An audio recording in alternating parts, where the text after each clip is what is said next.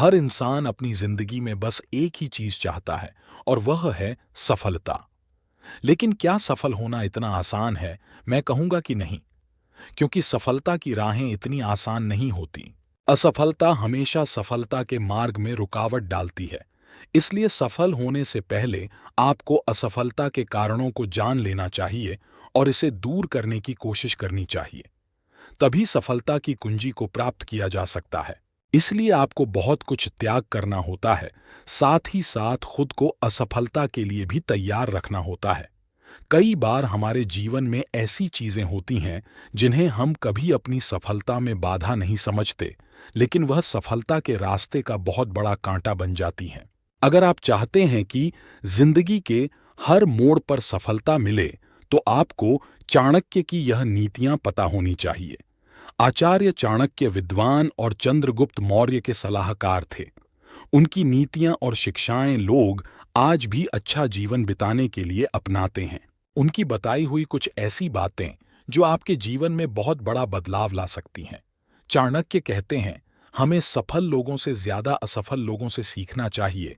जो सक्सेसफुल व्यक्ति होता है वह भी असफल लोगों की गलतियों से ही सीखता है।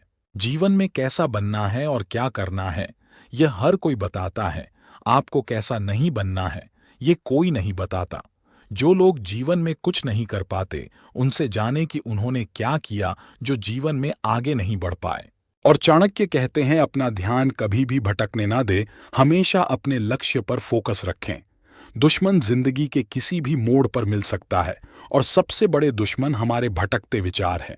लोग इसी की वजह से सफलता से भटक जाते हैं। अपने लक्ष्य पर फोकस रखने से आपको मंजिल भले ना मिले, परंतु ठोकरें कम मिलेगी। और अपना लक्ष्य बनाने से पहले यह जरूर देखें कि आप अपने लिए, अपने परिवार के लिए क्या करना चाहते हैं, क्योंकि बिना लक्ष्य के कोई मंजिल नहीं होती। एक व्यक्ति ने एक संत से पूछा कि महाराज, यह रास्ता कहाँ जाता है? संत ने जवाब दिया कि यह रास्ता कहीं नहीं जाता है। आप बताइए कि आपको कहाँ जाना है? व्यक्ति ने कहा कि महाराज, मुझे मालूम ही नहीं है कि जाना कहाँ है। संत ने कहा कि जब कोई लक्ष्य ही नहीं है तो फिर रास्ता कोई भी हो, उससे क्या फर्क पड़ता है, आप भटकते रहिए। जिस व्यक्ति के जीवन में कोई लक्ष्य नहीं होता, वह अपनी जिंदगी तो जीता है, लेकिन वह इसी राहगीर की तरह यहां वहां भटकता रहता है। दूसरी ओर जीवन में लक्ष्य होने से मनुष्य को मालूम होता है कि उसे किस दिशा की ओर जाना है। इसलिए अपने जीवन में लक्ष्य जरूर बनाएं। और चाणक्य कहते हैं कि शरीर को कष्ट दें, क्योंकि सफल होना है तो स्वादिष्ट भोजन और चैन की नींद से दूर रहना होगा। यह अनित्य सुख आपको सफल नहीं होने देगा। सफल होना है तो पीड़ा को सहना ही होगा, क्योंकि सफलता के रास्ते में कष्ट भी बहुत होता है। शरीर आराम का आदी हो गया तो ये सफलता के रास्ते की रुकावट बन जाएगा। आराम करना एक बीमारी है, सफल होना है तो इसका इलाज करना होगा, और सुख का त्याग करना ही इसका इलाज है। और चाणक्य कहते हैं कि दूसरों के सामने मूर्ख दिखे।